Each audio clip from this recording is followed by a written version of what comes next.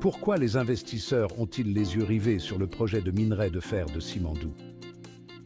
Analysons cela ensemble. Le projet Simandou en Guinée change la donne.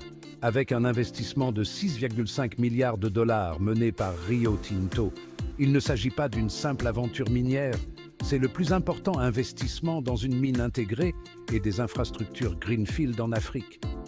Le projet comprend une voie ferrée de 600 km et des installations portuaires destinées à exporter jusqu'à 120 millions de tonnes de minerai de fer par an. Vous avez bien compris, exporter 120 millions de tonnes de minerai de fer par an. Pas de transformation sur place, donc un manque à gagner considérable pour la Guinée.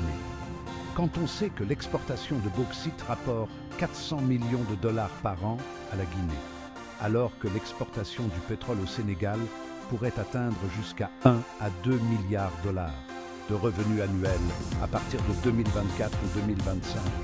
La bauxite guinéenne devrait être transformée sur place, ce qui permettra d'employer beaucoup de jeunes Guinéens.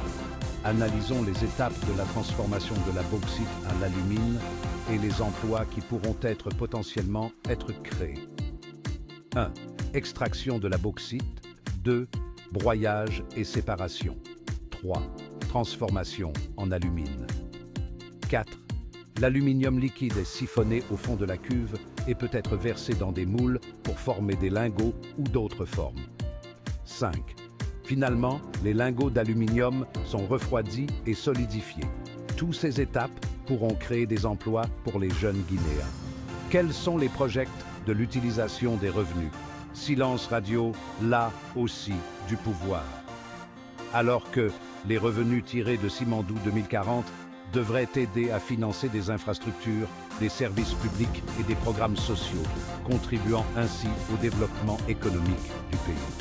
Et finalement, la Guinée devrait créer un fonds souverain pour gérer les revenus des mines, visant à garantir une utilisation durable et bénéfique de ces ressources pour les générations futures.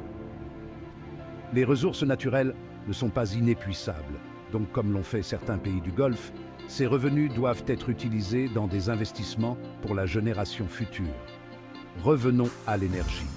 À défaut de construction de centrales nucléaires, les barrages hydroélectriques devront être en mesure de supporter l'énergie nécessaire à la transformation de l'alumine, mais rien de tout cela n'est promis dans Simandou 2040.